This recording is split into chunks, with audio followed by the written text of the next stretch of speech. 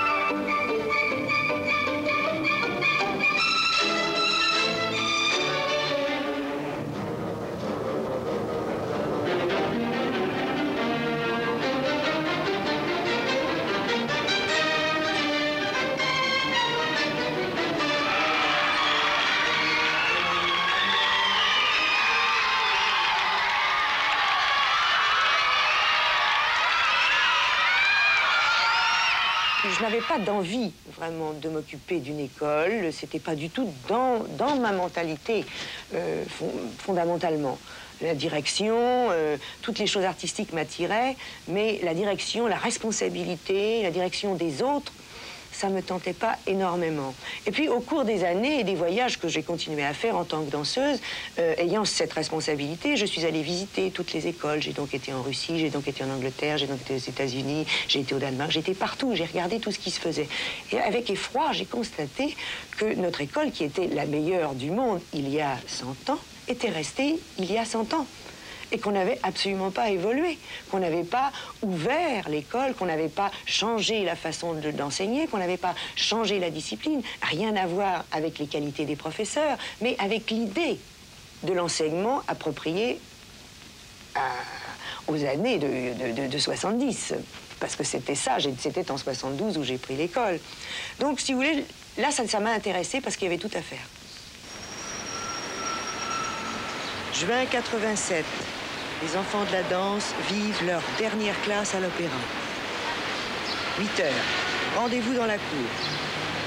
Il y a ceux qui se sont levés à 6 heures pour prendre le train ou le métro. Ceux qui ont la chance d'être accompagnés par leurs parents.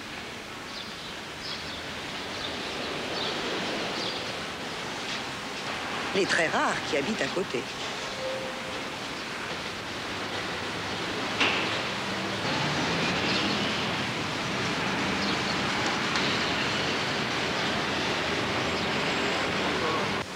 Enfin, nos provinciaux qui habitent nos 2 foyers situés à 10 minutes de l'opéra.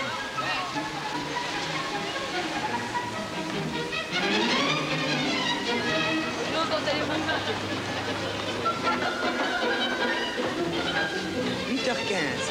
Les escaliers déversent le flot d'élèves dans le vestiaire et les classes situées sous les toits. Un vestiaire pour les garçons, récupéré sur un palier.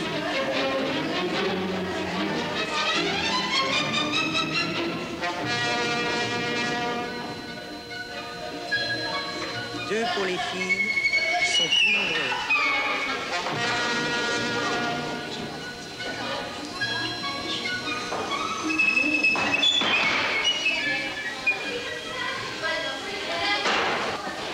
« 8h30, début des cours de danse. Studios qui ont vu des générations et des générations de danseurs.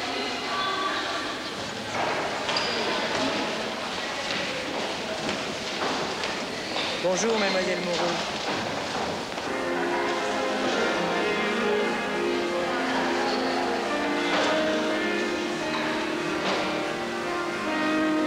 Bonjour, Cathy, la pianiste.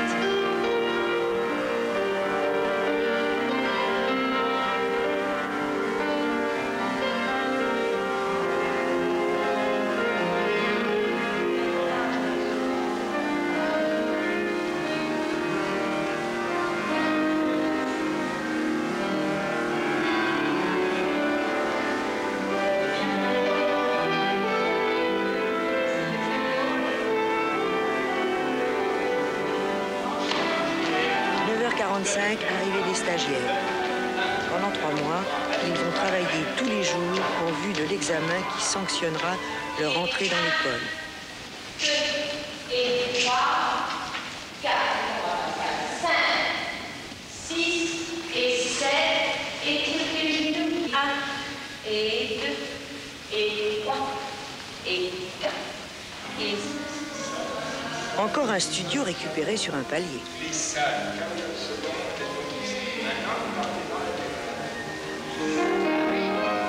À 11h45, les studios doivent être impérativement libérés par l'école afin de laisser la place au corps de ballet.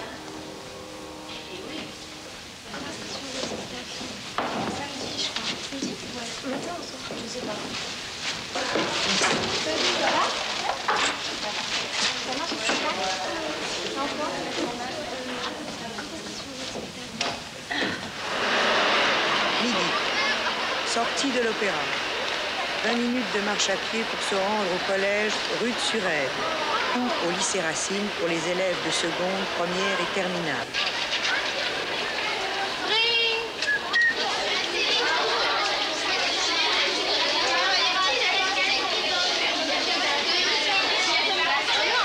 Déjeuner et scolarité dans l'après-midi.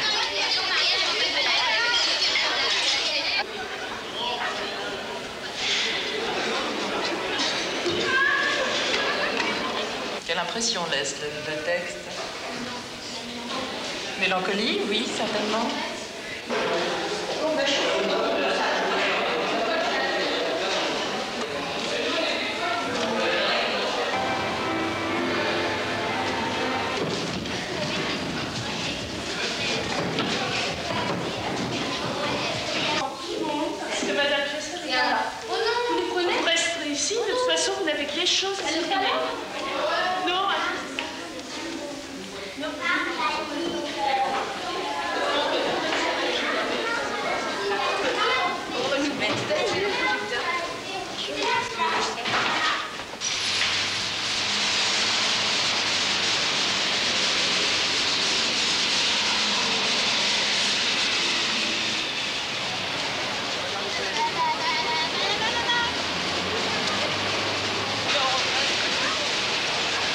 19h.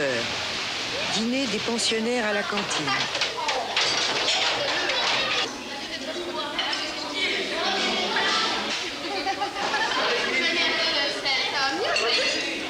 « 19h30. Les enfants libèrent la place pour le personnel de l'opéra et rentrent à pied au foyer.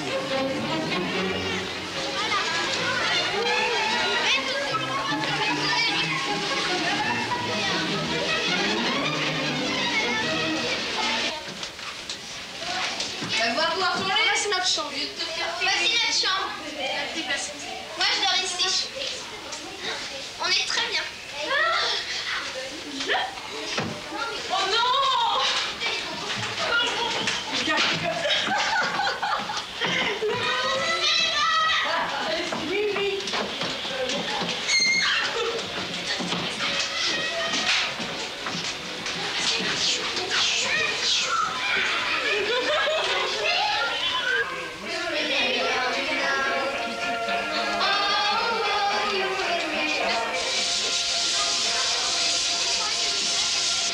Mais moi, c'est une souris.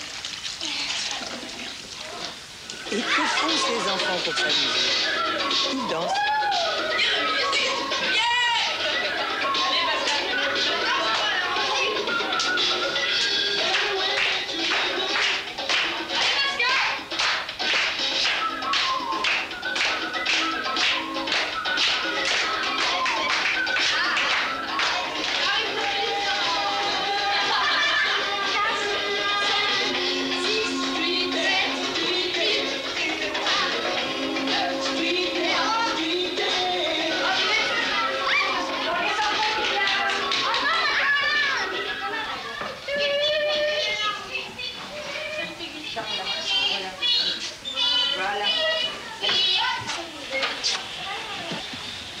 Allez, maintenant tu fermes ton livre. Et puis, c'est pour demain. Allez. Allez, oui, oui. À demain, hein. Allez, dormez bien. Voilà. Allez, à demain. À demain, madame. Bonne nuit.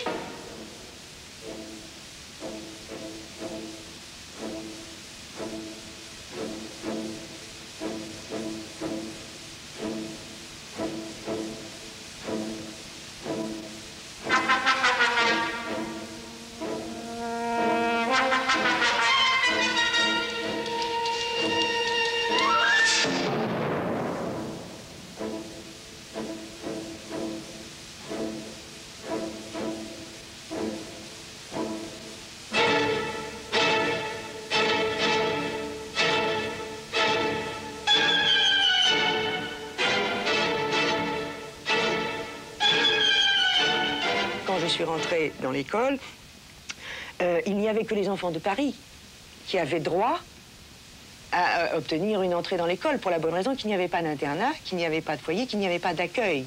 Donc si les enfants de Provence avaient des qualités, ils ne pouvaient pas.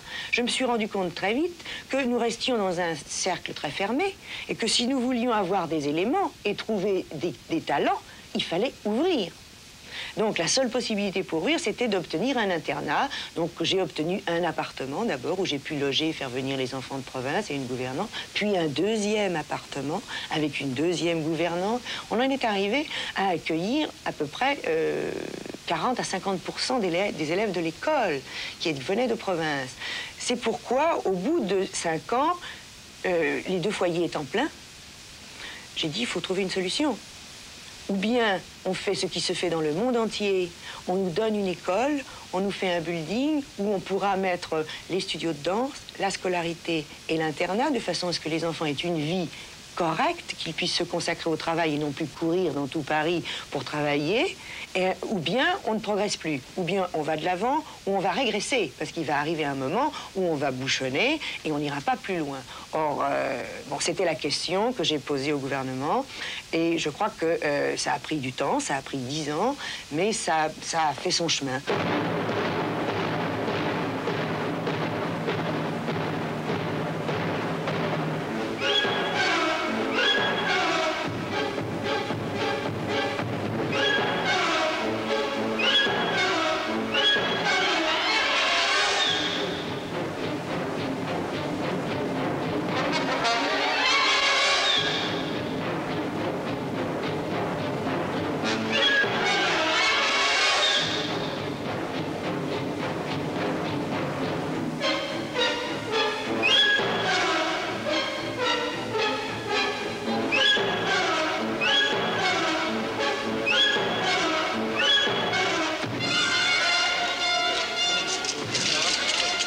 22 octobre 87. François Lyotard, ministre de la Culture et de la Communication, inaugure la nouvelle école, en présence de Rudolf Nureyev, directeur de la danse de l'Opéra de Paris et de nombreuses personnalités.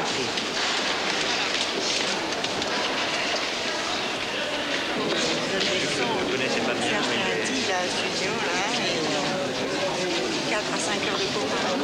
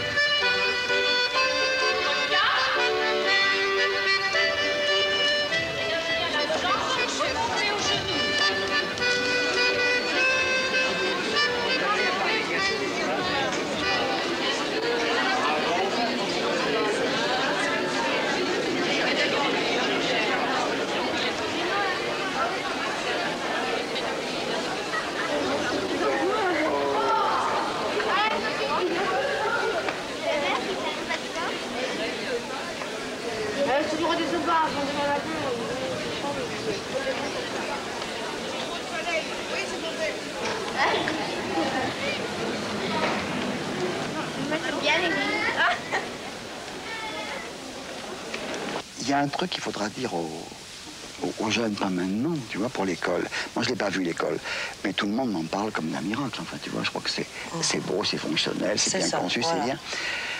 C'est finalement qu'il n'y ait pas un peu le drame des universités américaines. En Amérique, tu vois, tu as une vie. Les villes, c'est la lutte pour la vie, c'est sordide, c'est dur. Les studios à New York, c'est gradingue, c'est comme c'était vacaire de notre temps, tu vois. Et les universités sont des endroits qui sont préservés. C'est le luxe, c'est le modernisme, c'est le confort, c'est une épée de vie qui est à part.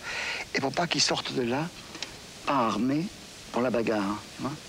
Parce que souvent, on ne se rend pas compte, c'est que quand on a la jeunesse, nous, on se trimballait dans des studios, même à l'opéra, c'était...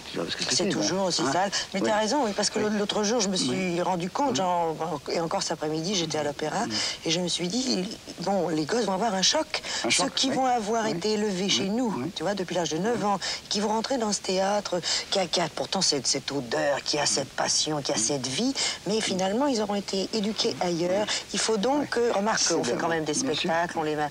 Mais ça va être le plus difficile. C'est le problème d'un univers qui est parfait, mais qui est un peu aseptisé. Et encore, tu dis l'opéra, c'est rien, parce qu'il y a des théâtres en province ou à l'étranger qui sont 10 fois pires. Alors après, se retrouver dans la charrette, tu vois, il y a une espèce de passage vide. Ceci dit, tant mieux. S'ils ont ça, c'est merveilleux. Oui, c'est bien. Non, mais je crois que justement, ce qui est important, c'est qu'on continue à avoir beaucoup de contacts avec l'opéra et de plus en plus. Là, par exemple, l'année prochaine, on va enfin pouvoir faire nos portes ouvertes à l'opéra, on va pouvoir faire un peu plus de spectacles à l'opéra, tu vois. Je crois que, bon, le travail, c'est une chose, il y aura un lieu de travail, puis il y aura le lieu artistique, le contact avec les chorégraphes, le contact avec les danseurs, et ça faudra... Le problème de l'éducation actuellement, finalement, tout change. Bah, là, puis il faut aller là, puis il faut remonter là, puis il faut aller là. On se rend compte qu'en France, et en particulier grâce à toi, il s'est fait un tel progrès de niveau technique, de niveau physique, de niveau de possibilités, de capacités. Et maintenant, il ne faudrait pas que les gens perdent le sens de l'aventure et des personnalités. Tout à fait. Parce que, finalement, il y a des époques à l'opéra où on a vu des gens, moi, que j'adorais, je ne vais pas citer de nom, et qu'on n'aurait peut-être jamais admis à l'école de danse. Absolument. Voilà. Oui, mais des personnalités. Des personnalités, voilà, c'est ça. Oui. Alors, il faut faire attention, justement. Et je parle de l'opéra comme je parle de chez moi, comme je parle... Je travaille à Hambourg, je vois la compagnie à Hambourg. Un univers où les progrès techniques se standardisent, où il y a une qualité générale bien plus grande qu'on a connue quand on était jeune, et en même temps où, par le fait d'un certain confort et d'une éducation très rationnelle et très bien faite, on perdrait un peu les monstres sacrés qui étaient les gens, justement, qui n'avaient que des défauts. Oui, c'est vrai. Qui n'avaient que des défauts. Et grâce à leur volonté, ils ont fait que ces défauts devenaient des miracles. Ouais. Non, c'est vrai. On se posait la même question et je remarquais justement, et les enfants ont posé des questions hier à Éric Vuan, qui est venu, et alors il a parlé justement de sa carrière. Et ce que je trouvais fantastique, c'est son côté aventureux. Il essaye, il est parti de l'opéra, il travaille chez toi, il va chez Meyer, il va à gauche, il va à droite.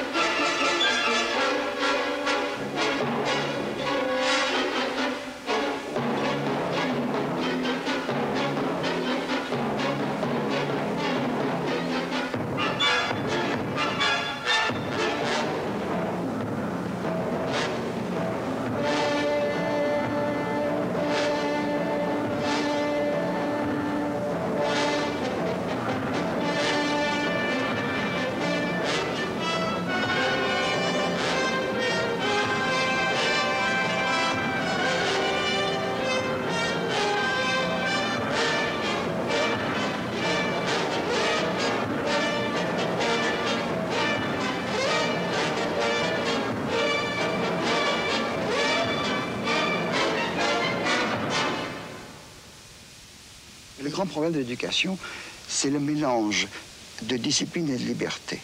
Parce qu'on voit que dès qu'on ne va pas assez loin dans la discipline, c'est l'incohérence, c'est l'amateurisme, on n'aime pas ça. Et dès qu'on n'encourage pas la liberté, il n'y a pas l'invention, il n'y a pas la personnalité. Et c'est chaque fois redresser, moi je vois à l'école Moudra, c'est redresser la barre à gauche ou à droite. Exactement. Et se dire constamment, il faut donner la liberté parce qu'il faut que les gens créent par eux-mêmes et qu'ils se trouvent. Et puis tout d'un coup, il faut leur dire, maintenant, il faut avoir une structure, il faut avoir un dos droit et une colonne vertébrale pour tenir debout. Et ça, c'est un problème, moi, que je n'ai pas résolu encore. Moi, je ne vois pas la solution. Je crois qu'on est obligé de... Avec le vent aussi, on conduit le navire avec le vent. Bon, il y a des périodes où il faut d'un seul coup être plus dur, et d'un seul coup, on peut se laisser aller et suivre. Mais c'est pas facile, j'ai pas choisi le plus facile, et de toute façon... Et justement, le confort et la perfection, c'était peut-être encore plus difficile. Oui. C'est un merveilleux atout, mais il faut être très vigilant parce que il ne faut pas s'endormir. Voilà, voilà. Oui, mais tout à fait. Hein. Ça, j'en fais pas, tu t'endormiras pas. Je suis tranquille. Il n'y a pas de danger.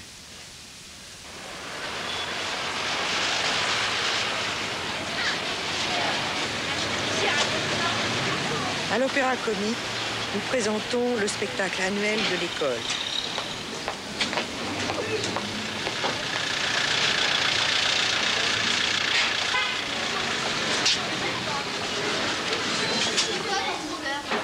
Deux heures avant le lever du rideau, les enfants se préparent.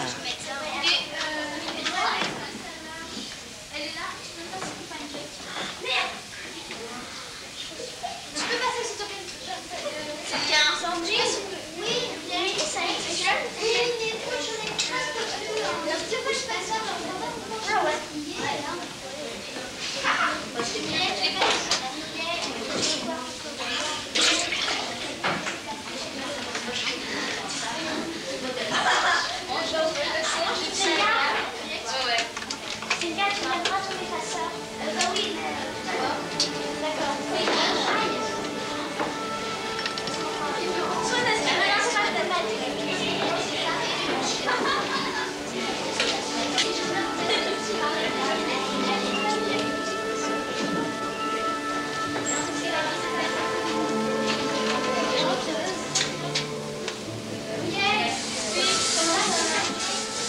Respirez.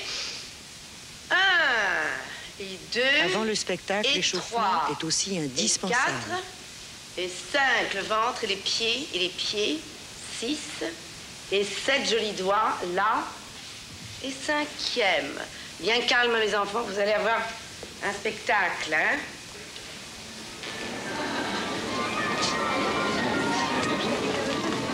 les fais tes tours là? Oui.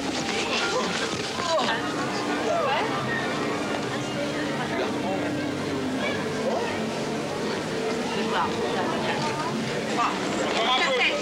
Voilà. Les pieds. Voilà. Et 1, 2, stop. Pars avec elle. 1, voilà. Un poil. Oui, mais là, regarde, tu dois être décidé, c'est 2 tours et demi. Hein. Tu saches, n'affole pas. Souris. Les contractes. Allez, ça va aller très bien. Allez. Oui. Parce que si tu commences à t'énerver comme ça... Allez.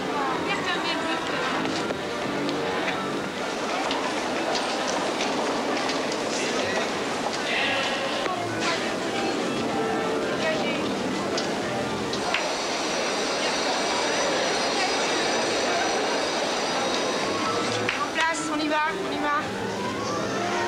Calmez les coulisses, mettez-vous en poids des coulisses. Dégagez.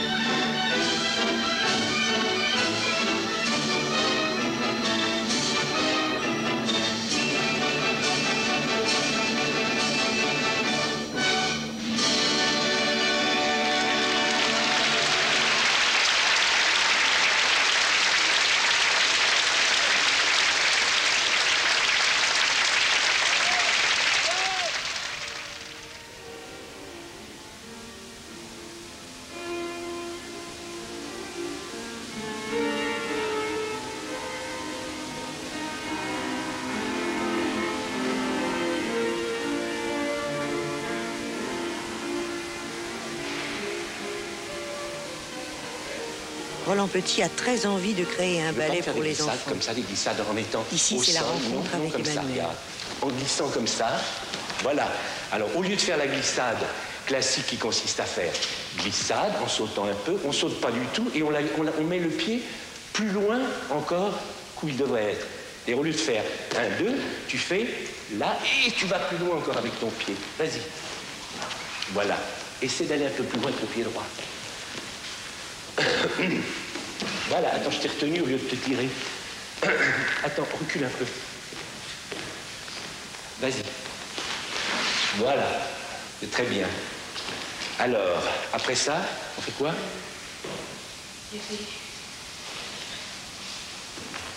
Et puis, ça, il faut le faire un peu. Voilà. Et puis, là. Eh ben, c'est parfait, ça, non? C'est aussi long que ça, ce que tu as appris? Est-ce que tu crois que tu peux essayer de l'enchaîner? Oui. Tu crois? Alors, je te regarde. On y va avec la musique? On essaie, hein? On essaie. Ça va pas être bien du premier coup, parce que comme on a changé la musique, là, on a décidé de jouer autre chose, il va pas être bien placé sur la musique. Mais on va essayer. Vas-y. 1. Et...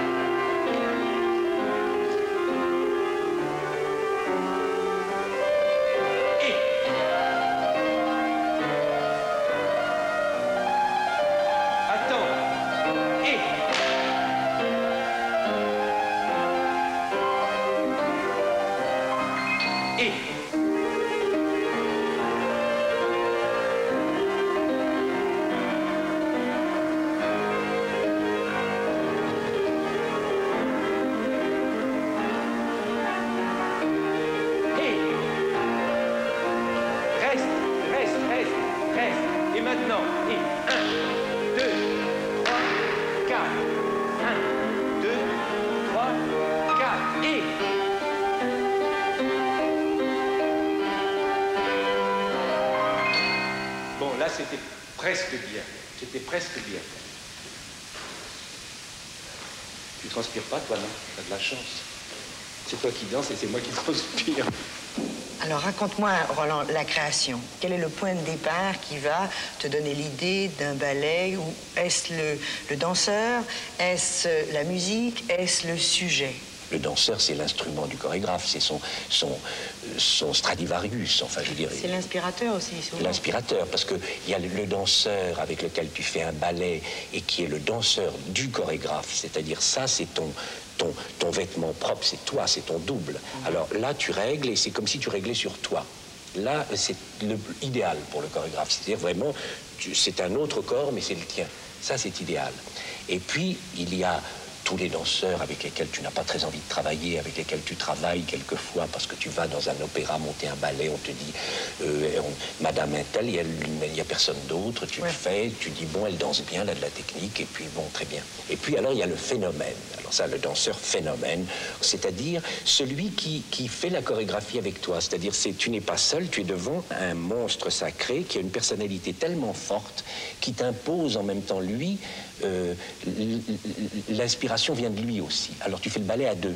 Alors ça, c'est formidable aussi. Et ça, je dois dire que faire un ballet avec Baryshnikov, par exemple, qui est un véritable génie, c'était passionnant et en même temps très difficile, parce que tu lui dis j'aimerais que tu fasses ça. Alors il te regarde et il te dit pourquoi? Je lui dis c'est l'horreur. Je lui dis je ne sais pas. Je ne sais pas, mais c'est ça qu'il faut faire. Alors moi, j'aimerais le faire comme tu me le demandes, mais j'aimerais rajouter ça. Et tout d'un coup, il rajoute quelque chose de formidable. Ouais. La plupart du temps, pas toujours, parce qu'il se trompe. Makarova, quand elle a dansé Carmen, on en était à la 4 millième représentation, je ne sais pas comment, elle me dit, est-ce qu'on ne peut pas arrêter la musique à ce moment-là, parce que j'ai envie de venir vers le public et de leur dire, vous voyez, je suis une pauvre innocente, et je ne suis pas la mauvaise femme que vous pensez. Et le public doit comprendre que je suis bonne, parce que je ne veux pas être antipathique à mon public. Alors je l'ai laissé faire, on a arrêté la musique, et elle allait vers le public en faisant comme ça. Je l'ai regardé, je lui ai dit, Natacha, c'est pas possible, c'est ridicule, vous venez, on coupe pas, on n'arrête pas la musique et vous continuez, vous êtes une mauvaise femme, allons-y. Tu es un des rares à avoir trouver des musiciens, à demander à l'heure actuelle à des compositeurs de faire des ballets, d'écrire des musiques pour tes ballets. Et le travail avec le musicien, alors, est-ce qu'il est facile ou est-ce qu'il est difficile? Ça dépend des musiciens. Quand on tombe sur un musicien qui est un homme qui a le sens du spectacle, du ballet, du spectacle, c'est facile. Par exemple, Marius Constant, avec lequel j'ai fait une dizaine de ballets, il apporte beaucoup parce qu'il a le sens. Il me dit, vous ne croyez pas que si vous me demandez 5 minutes, là, ça va être trop long? Et je l'écoute et je dis, oui, vous avez raison, ça va être trop long. Par exemple, sur les thèmes, quand il t'amène la musique, est-ce qu'il t'amène la musique, il a écrit la musique, il te la joue au piano ou on en parle avant. On en parle, oui, mais il écoutait, parce que si tu tombes sur une variation qui correspond absolument pas, tu changes. Ah oui, est-ce que le musicien accepte de changer? Alors, quand je dis quand c'est Marius Constant, il l'a fait, on l'a fait. Par exemple, si on prend Stravinsky avec le Sacre du Printemps, je suis sûr qu'il n'a pas changé une note et qu'il a dû dire à Nijinsky, débrouillez-vous. Et l'autre, il était derrière en train de compter, en disant, est-ce qu'on va arriver jusqu'au bout? Et ça lui a réussi, parce que c'est une musique de ballet. C'était une autre époque aussi, enfin, je veux dire... Non, mais même maintenant, je pense que si quelqu'un m'a amené à moi une très très belle musique, une grande partition, et me l'impose, je suis prêt à me plier à tout pour plonger dans sa musique si vraiment la musique me plaisait.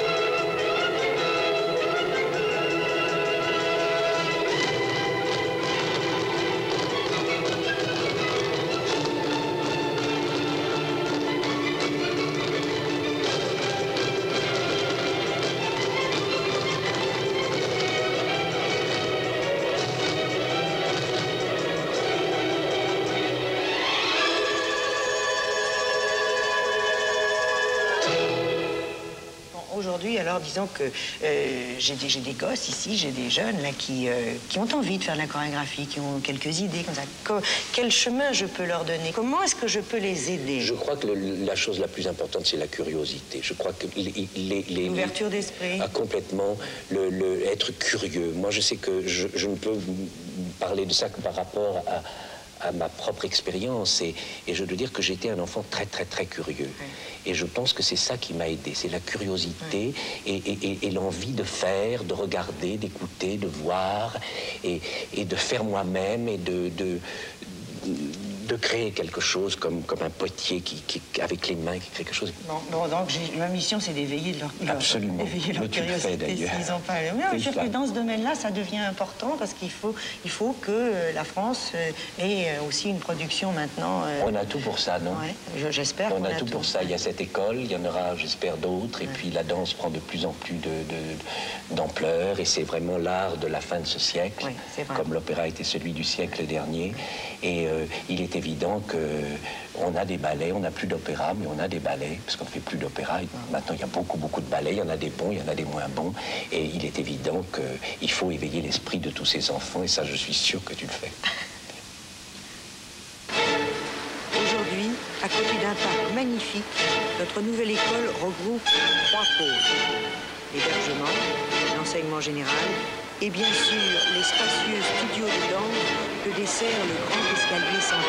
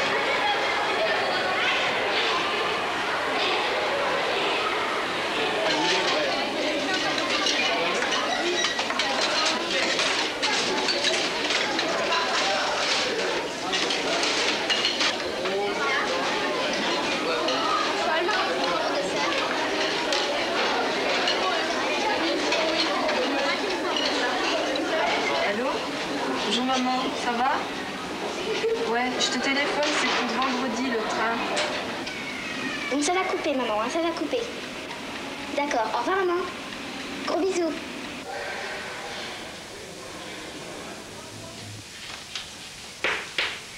Alors, vous vous rappelez qu'il y a 4 phrases, 4 petits paragraphes.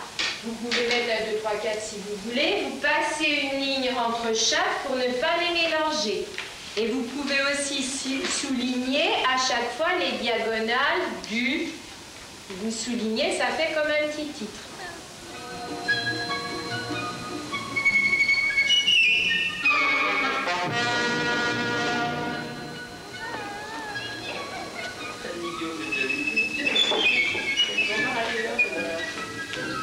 Une partie...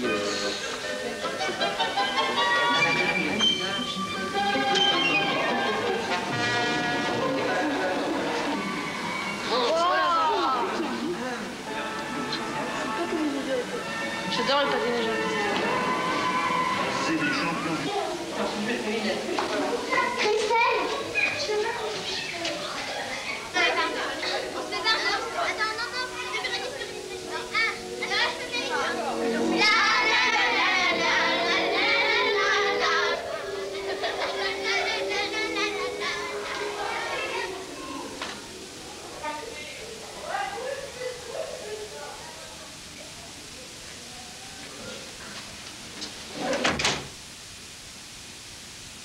Je voudrais que maintenant, cette école aussi prépare à la formation des danseurs après la danse. C'est-à-dire, tout le monde ne devient pas chorégraphe, tout le monde ne devient pas maître de ballet. Alors, le régisseur, un danseur peut parfaitement devenir un régisseur de ballet. Il peut également devenir un très bon éclairagiste. La vidéo, maintenant, et le cinéma sont une des portes de sortie. Savoir comment est fait un costume de danse, comment va marcher vont marcher des bras dans un pourpoint. Le danseur sait parfaitement où il est gêné et comment ça va. Je veux dire qu'on ne se sert pas de tout ce que la carrière de danseur lui a appris sur le tas. Les chaussons, le costume, le maquillage, on leur apprend au fur et à mesure des années, mais en fait, les danseurs savent tout faire par eux-mêmes.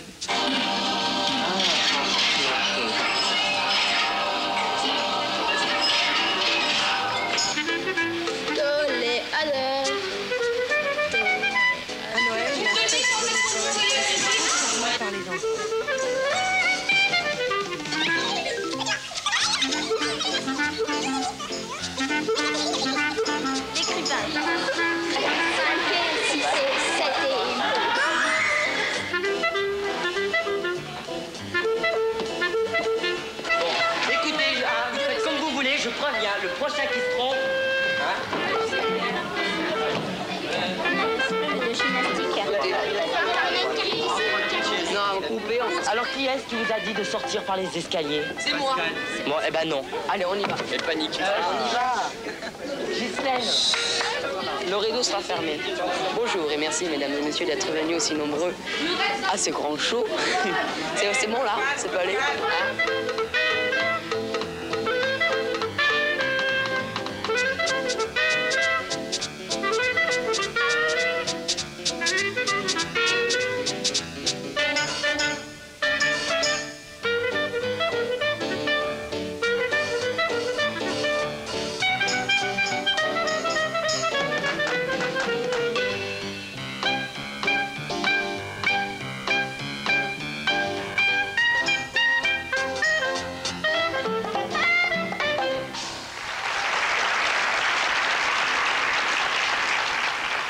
Alors, les spectacles de l'école. Pourquoi j'ai fait les spectacles de l'école? Parce que, de mon temps, je peux dire déjà de mon temps, nous faisions beaucoup de spectacles avec les opéras. C'est-à-dire que nous faisions tous les divertissements d'opéra et toutes les figurations. Et puis, il y a eu cette nouvelle génération de metteurs en scène qui a entièrement enlevé les ballets, même dans un ouvrage ancien, comme Faust ou comme Roméo et Juliette de Gounod. Et on a enlevé les ballets, on a fait une nouvelle mise en scène, une nouvelle formulation, et les ballets ont été enlevés. Si bien que les enfants, petit à petit, se sont trouvés sans emploi et sans paraître sur scène. Donc, moi, j'ai vécu cette période avec des spectacles, j'en garde un souvenir fantastique, et j'ai institué, si vous voulez, des spectacles propres à l'école de danse pour pallier à ce manque de spectacle et ce manque d'apprentissage de scène. Et il a découlé naturellement qu'avec notre époque, bien sûr, on nous a demandé, comme si nous étions une propre troupe de ballet, de faire des tournées. Et la première tournée que nous avons faite, alors on n'a pas choisi à côté, on est allé directement au Japon. Directement au Japon, avec 80 enfants de 9 à 16 ans, avec un spectacle. On a fait 7 villes. Et bon, ça a été parfait, ça a été un apprentissage extraordinaire parce que c'était la première tournée dans un pays complètement à l'opposé d'une autre et une culture complètement différente. Alors on a pu faire voir aux enfants le Japon et la culture du Japon, et puis on a pu montrer aux Japonais ce qu'était la culture française avec le ballet classique, puisqu'ils sont passionnés du ballet classique.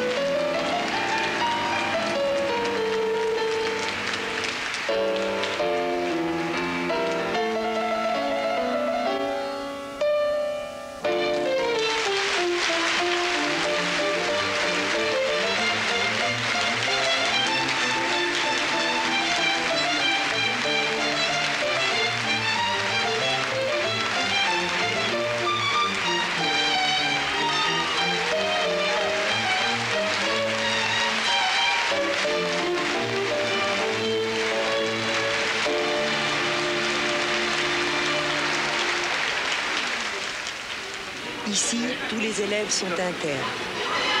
Le vendredi à 17h, l'école se vide. Enfants et parents se retrouvent avec joie pour le week-end.